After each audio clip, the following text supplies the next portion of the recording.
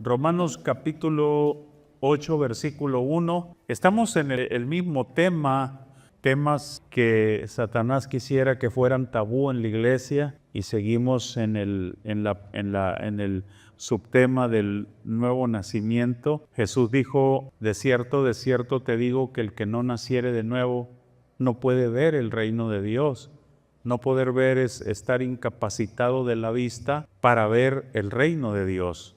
El que nace de nuevo, la realidad del reino de Dios le es obvia, le es sencilla de ver, de discernir, de entender, de conectarse con ella. Pero el que no, para él es locura, le es una locura. Es maravilloso cuando ves con claridad el asunto del reino de Dios, porque no hay cosa más linda en lo que vamos a tocar hoy que vivir sin sentirte más condenado, sin sentirte acusado, sentirte perdonado, vivir sintiéndote perdonado, vivir sintiendo la realidad de la gracia, de la bondad, de la misericordia de Dios en tu vida. Romanos capítulo 8, verso 1 dice: ahora pues ninguna condenación hay para los que están en Cristo Jesús, los que no andan conforme a la carne, sino conforme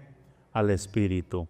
Conforme a la carne no se puede dar cuenta de esa realidad, que no hay condenación ya, sino que caminar conforme al Espíritu, eso te abre los ojos y te ayuda a darte cuenta de esa verdad gloriosa que te produce un gozo celestial en el corazón. En otras ocasiones yo he predicado de la parte de la Escritura que se conoce en la Biblia como la parábola del Hijo Pródigo. Los encabezados en la Biblia no son parte de la Biblia en sí, es decir, quiero decir que en la escritura original, en los escritos originales, no traen encabezados, ni siquiera traen capítulos ni versículos. Los encabezados, los capítulos, los versículos fueron una invención, y lo digo en el buen sentido de la palabra, una invención de expertos biblistas para ayudarnos a tener un estudio bíblico más metódico, más ahorita usé una palabra, no sé si me puede ayudar, si se le acuerda la palabra, en realidad a mí se me olvidó, más metódico de la Biblia. Y por eso los encabezados. Y por eso es que me atrevo yo a hacerle una crítica al encabezado de la parábola del Hijo Pródigo. Y yo más bien digo que en vez de decir la parábola del Hijo Pródigo, debería de decir la parábola de los hijos pródigos.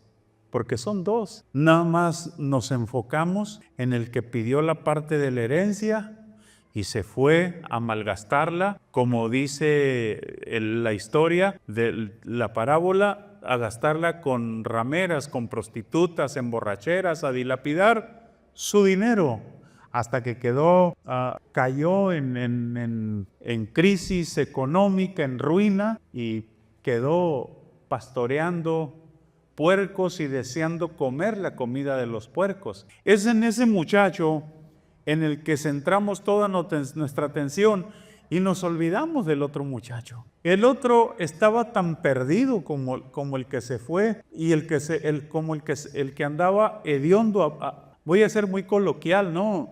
El que se quedó apestoso a cochi, ¿sí? Tan perdido estaba como el que estaba en casa. Yo quiero ser muy enfático en esos aspectos esta mañana, porque tanto el uno como el otro tienen dificultad para mirar ese aspecto del reino, porque es un aspecto básico del reino, mirar la condición perdida y alejada de Dios, tanto de aquel que es culpable de los pecados de la carne, como del otro que se quedó en casa, pero que es culpable de los pecados del Espíritu. Sí, me estoy dando a entender esta mañana, ¿verdad? Entonces, es muy interesante ver eso y sería bueno pues entonces que nos vayamos al texto de una buena vez a ver Lucas capítulo 15, verso 15 al 30. Vamos a comenzar ya viendo a este muchacho que se quedó en casa, el muchacho que tomó una herencia que no era tiempo de que la tomara y fue y la malgastó de mala manera y que quedó por allá en las porquerizas cuidando puercos, cosa impensable de acuerdo a la cultura de un judío. Reducirse era lo peor. A eso se le llama fondear, tocar fondo. Y cuando estaba tocando fondo, ese muchacho, dice la escritura, usa este término, volvió en sí. Volvió en sí para mí le cayó el 20, por fin agarró la onda, por fin le cayó el 20 y dice que dijo, ¿cuántos jornaleros en la casa de mi padre tienen abundancia de pan y yo aquí estoy pereciendo de hambre? Me levantaré, iré a la casa de mi padre y le diré, Padre, he pecado contra el cielo, contra ti, no soy digno de ser llamado tu hijo, recíbeme como uno de tus jornaleros. O sea, qué hermoso es cuando le cae el 20 al que es culpable de los pecados de la carne, pero también al que es culpable de los pecados del espíritu, aunque a veces yo digo, es muy difícil para que le caiga el 20. Ahorita vamos a ver, pero esa al final no es ni obra mía ni obra tuya, es un trabajo del espíritu que nos abra el entendimiento, que nos haga entender que nuestra vida no está bien. Entonces, el muchacho se va a su padre y llega. Y el padre pues se pone bien feliz y dice, y fue y se arrimó a uno de los ciudadanos de aquella tierra, el cual envió a su hacienda para que apacentase cerdos. Vamos al 16, por favor. Dice, deseaba llenar el vientre más, por favor. Volviendo en sí, esto era lo que te decía, ¿cuántos jornaleros más? Me levantaré, iré a mi padre más. ¿Por qué no te brincas? Vamos a ver, yo creo que di mal el pasaje al 25, ya de una vez con este muchacho. Muchas gracias, Marisa, excelente trabajo. Y dice, cuando estaba la fiesta, porque el papá hizo fiesta porque su hijo regresó, dice que el hijo mayor, y este hijo mayor es el que se quedó en casa, no es el que agarró la lana y se fue y le dio vuelo a la hilacha, no, este es el hijo mayor. ¿Estaba dónde? En el campo. Pues, responsable el muchacho, trabajando, trabajador y responsable. Cuando vino, llegó cerca de la casa, oyó la música y las danzas más, y llamando a uno de los criados le preguntó, ¿qué es esto? ¿Qué era aquello? Más, y él le dijo, tu hermano ha venido y tu padre ha hecho matar el becerro gordo por haberle recibido bueno y sano. Más, entonces se enojó, mire, y no quería entrar. Salió por tanto su padre y le rogaba que entrase más. Mas él respondiendo dijo al padre, he aquí tantos años te sirvo y no habiéndote desobedecido jamás, y nunca me has dado un cabrito para gozarme con mis amigos. Más, pero cuando vino tu hijo, que ha consumido tus bienes con rameras, has hecho matar el becerro gordo. ¿Qué te pasa? No manches. Más, entonces le dijo, hijo, tú siempre estás conmigo, todas mis cosas son tuyas. Pero era necesario hacer fiesta y regocijarnos porque tu hermano era muerto y ha revivido, se ha perdido y es hallado. ¿No te acuerdas cómo tu mamá salía con las demás del grupo de madres buscadoras con una varilla buscando a nuestro hijo? Ya lo dábamos por muerto y de pronto, mira, aquí está vivo. Amerita la fiesta, ¿sí o no? amerita, lo dábamos por muerto y está vivo, está bueno y sano, apestoso a coche, pero está vivo. Sí, mira qué hermoso. El padre tenía un gozo, pero este muchacho, el muchacho bien, este es el muchacho bien, el culpable de los pecados del espíritu, no de la carne, este está bien. Dice que cuando supo la razón de la música, del aroma carne asada, ¿qué pasó? Se enojó, le empezó a salir, empezó a mostrar el cobre. Le dice a su papá, yo siempre he estado contigo, yo nunca te he desobedecido. ¿A qué le suena esto? Él estaba resaltando sus virtudes de fidelidad, de responsabilidad, cuando se llega de puntualidad. Y todo eso está resaltando el muchacho, su responsabilidad, su puntualidad, su fidelidad y todo lo demás que se le pueda añadir, todo lo bueno, todo lo virtuoso que él tenía, lo dejaba tan ciego para no darse cuenta de lo mal que estaba su espíritu. Mira qué paradójico que tu bondad, tu responsabilidad, tu puntualidad y todas esas virtudes te ciegan, ¿sí? Esa era la situación.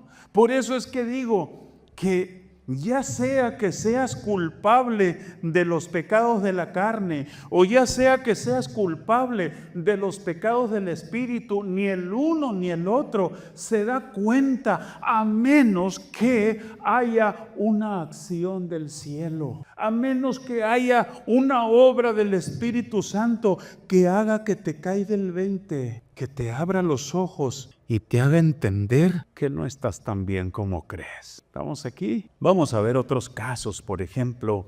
Tenemos otros casos aquí, ¿sí? Tenemos en Lucas capítulo 18, verso 9 al 14, otro caso muy similar acorde al tema que estamos tratando esta mañana. Luego Jesús contó la siguiente historia. A algunos que tenían, mire, esto pierde también. Así como te pierde un toque de mota, un litro de pisto, esto también pierde. ¡Wow!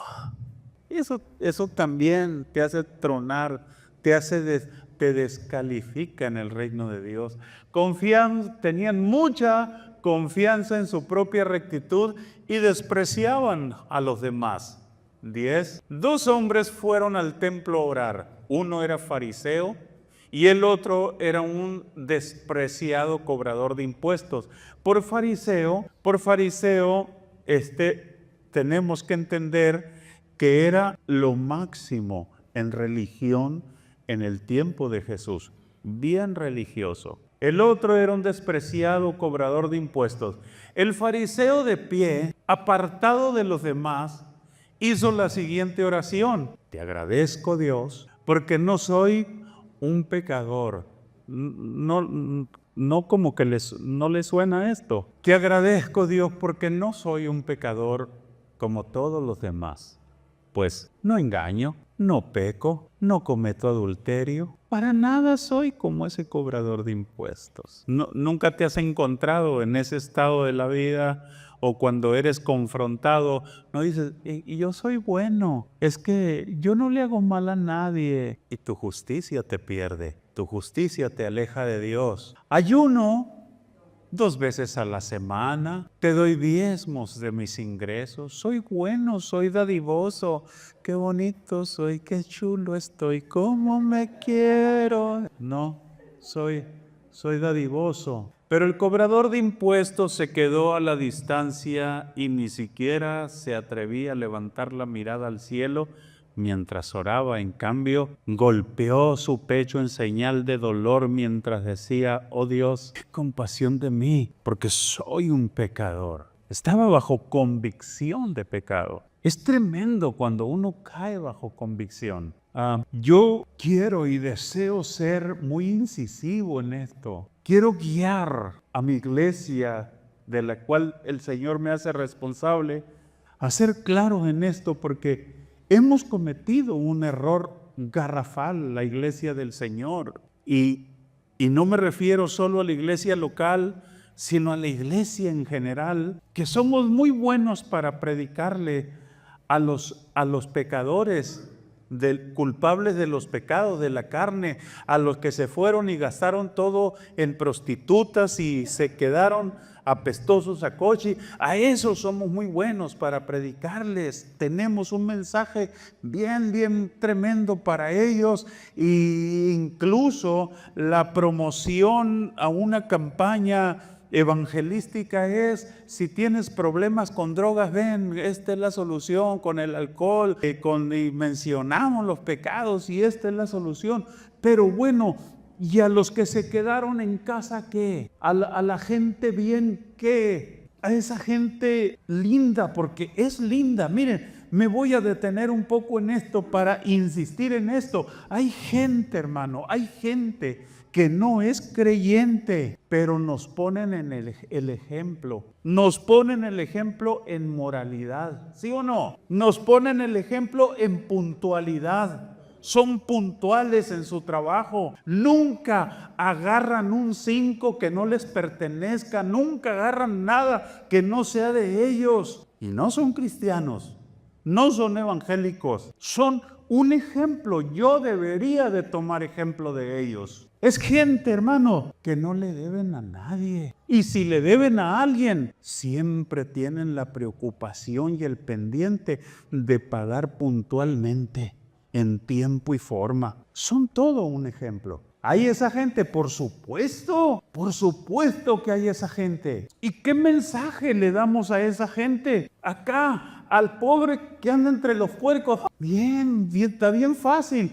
Pero a este, ¿cómo? ¿Qué mensaje? Eso es lo que debemos equilibrar. Decirles: mi hijo, eres mi ejemplo, pero quiero decirte algo. Para ir al cielo no te alcanza. Esa es la verdad. Para ir al cielo no te alcanza, no te es suficiente. Te funciona y te alcanza y tienes solvencia aquí, para ti, para preservar el deterioro moral, social, para edificar bien a tu familia, excelente. Pero para ir al cielo no te alcanza. Porque para ir al cielo, pues se necesita una justicia mayor. Entonces estamos aquí todavía. Se necesita una justicia más mayor, más suprema, porque si tu justicia esta no le debes a nadie, nunca has agarrado nada que no sea tuyo, siempre has sido puntual a tu trabajo, sí, así. Si con eso vas al cielo, pues ¿para qué vino a Cristo a morir tan feo? Si tú lo haces tú solo. Estamos aquí, necesitamos una moral mejor, una justicia mayor, y ahorita voy a insistir en eso. Y ese es el problema, en que te engaña tanto y te pierde tanto las drogas, el alcoholismo, como la justicia y la moral propia te pierden igual. Vamos a ver algo más, otro ejemplo más. Un pastor ciego guiando a una iglesia ciega. Vamos a ir a Apocalipsis capítulo 3, verso 14 al 22. Apocalipsis capítulo 3, versículo 14 al 22. Dice: escribe esta carta al ángel de la iglesia de la Odisea. El ángel de la iglesia de la Odisea es el pastor, no es otra cosa que el pastor de esa iglesia. Y si la cabeza está enferma, todo el cuerpo está enfermo. Si la cabeza está bien, todo el cuerpo está bien. Entonces, el destinatario de esta carta, de este mensaje, es el pastor de la iglesia de la Odisea, pero también la iglesia. Este es el mensaje de aquel que es el amén, el testigo fiel y verdadero, el principio de la nueva creación. Más: yo sé todo lo que haces. ¿Qué no sabe Jesús de lo que hacemos? Que no eres ni frío ni caliente como quisiera que fueras lo uno o lo otro. Yo quisiera que te definieras. Defínete, hombre. Si vas a pecar, peca bien. Te vas a ir al infierno, vete al infierno con dignidad, no. Ojalá fueras frío o caliente. Pero como no eres ni una cosa ni la otra, te voy a vomitar de mi boca. Te escupiré de mi boca. Más. Tú dices, miren lo que decía el pastor de la iglesia: soy rico, tengo todo lo que quiero, no necesito nada. ¿Cómo se le llama esto? Soberbio, ¿no? Altivo. Soy rico, tengo todo lo que quiero, no ocupo nada. No ocupo de nada ni de nadie. Pero estas palabras son reveladoras. No te das cuenta. Es revelador. Esto es revelador. No te das cuenta. Mire, déjeme hacer otra vez un paréntesis y después seguimos leyendo el texto. El borracho no se da cuenta. ¿Cuánto batalla uno para darse cuenta que es un enfermo y aceptar? ¿Por qué? Porque no se da cuenta, no le cae el 20. Lo mismo le pasa a la gente bien. No se dan cuenta que su misma justicia y su misma moralidad los pierde y los aleja de Dios. No, ni uno ni el otro, insisto, necesitan la acción del cielo, tanto el uno como el otro. ¿No te das cuenta qué era? Él decía que era rico y que no tenía necesidad de nada. Le dice el Señor: ¿no te das cuenta que eres un infeliz? Eres un miserable, pobre, ciego y estás desnudo. Alguien dijo por ahí, hace poco lo oí, que el pecado es como la peste a patas. Nadie al que le apestan las patas ni cuenta se da, los demás se dan cuenta, pero uno anda pero a gusto. Necesita que se le abra el entendimiento, necesita la acción del Espíritu Santo. Eres un infeliz, eres un miserable, eres pobre, eres ciego y estás desnudo más. Así que te aconsejo que de mí compres oro, un oro purificado por fuego, y entonces serás rico. Compra también ropas blancas de mí, así no tendrás vergüenza por tu desnudez, y compra ungüento para tus ojos para que así puedas ver. La Reina Valera dice: unge tus ojos con colirio para que veas. Dicen, hermanos, que esta iglesia de la Odisea, allí estaban los mejores oftalmólogos de la época del apóstol Juan, ahí, en aquel tiempo. Los mejores oftalmólogos en la Odisea. El colirio, yemo, de ahí salió el concepto del colirio. Unge tus ojos con colirio para que veas. O sea, ¿de dónde iba a conseguir oro refinado en fuego? ¿De dónde iba a conseguir vestiduras para que cubriera la vergüenza de su desnudez? El Señor le dice: de mí cómpralo. O sea, de mí lo tienes que obtener, porque en ti no hay. En ti no existe, no lo puedes obtener de otro ser humano, solamente de mí, dice el Señor. Gloria al Señor. Yo corrijo y disciplino a todos los que amo, por tanto sé de mi gente y arrepiéntete de tu indiferencia. O sea, ya es hora de que pongas una pausa. Si eres culpable de los pecados del espíritu, haz una pausa. Chécate, revísate, pero no a la luz de tu filosofía, de tu forma de pensar, de mi palabra, de mi espíritu, te dice el Señor. Y lo mismo le dice a los culpables de los pecados de la carne, porque ambos necesitamos tanto de Dios. El que derivó en la peor vida moral, como el que se conservó moralmente, como el que se quedó en la casa del Padre, como el fariseo que decía: no soy como este publicano, y como este pastor que dice: no tengo necesidad de nada. Estamos bien tronados, a menos de que Cristo haga algo en nosotros.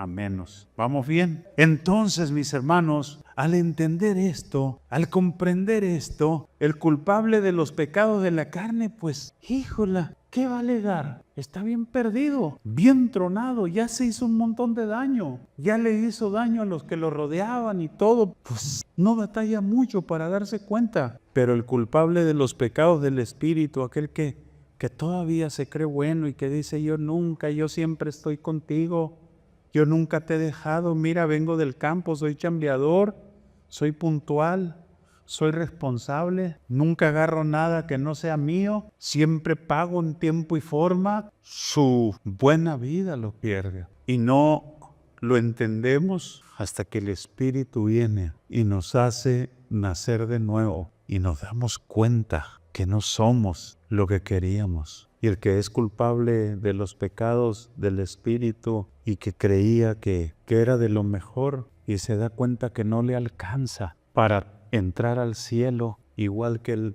que le dio de comer a los puercos. Y ahí es donde cobra relevancia, tanta importancia, las palabras que el apóstol Pablo le habla a los filipenses. Con esto estoy terminando. Amén. Por favor, Filipenses capítulo 3, verso 4 al 9. Mire qué interesante lo que dice el apóstol Pablo. Aunque también yo tengo razones para confiar en tales cosas. Está hablando de los pecados del espíritu. Nadie tendrá más razones que yo para confiar en ellas. Más. Me circuncidaron a los 8 días de nacer. Miren, desde los 8 días yo ya estoy en la religión.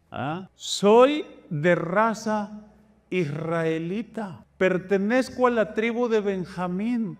Soy hebreo e hijo de hebreos. Es como decir, yo tengo un hijo y un nieto sacerdote. ¿Qué te pasa? Es equivalente. Soy de raza israelita. Pertenezco a la tribu de Benjamín. Soy hebreo de hebreos. Soy de la nación que Dios escogió. Pertenezco a la nación que es dueña de los pactos y de las promesas divinas. ¿Qué ole? ¿Qué ocupo? ¿Tengo de qué confiar? Mira nomás mi ascendencia. Mira de dónde vengo. Soy hebreo de hebreos. En cuanto a la interpretación de la ley judía, fui del partido fariseo. Estaban los saduceos, que eran más liberales, como diríamos hoy en día, eran más carnalones. No, los fariseos, cuidado con los fariseos. Era tan fanático que perseguía a la iglesia, y en cuanto a la justicia que se basa en el cumplimiento de la ley, era irreprochable. ¿Se da cuenta? Pero esto a veces nos pierde. ¿Por qué? Porque creemos que por nosotros mismos la hacemos. Era irreprochable más, pero todo esto que antes valía mucho para mí, ahora a causa de Cristo lo tengo por algo sin valor. Aún más, a nada le concedo valor si lo comparo con el bien supremo de conocer a Cristo Jesús, mi Señor. Por causa de Cristo lo he perdido todo y todo lo considero basura a cambio de ganarlo a Él y encontrarme unido a Él, no con una justicia propia. En esto yo quisiera subrayar, en esto yo quisiera tener una especie de eso con lo que erraban a los caballos y les ponían la señal del rancho a donde pertenecían. Yo quisiera agarrar algo así a fuego vivo y ponértelo en el corazón para que nunca se te olvide de unirte a Él, no con una justicia propia adquirida por medio de la ley. Soy responsable, soy puntual, no le debo a nadie, no fornico, no adultero, no tomo, no para acá, no para allá, no me meto con nadie, no le hago daño a nadie, sino que quiero la justicia que se adquiere por la fe en Cristo, la justicia que da Dios con base a la fe. Tengo que ser bueno, tengo que ser responsable, debo de ser un ejemplo de puntualidad.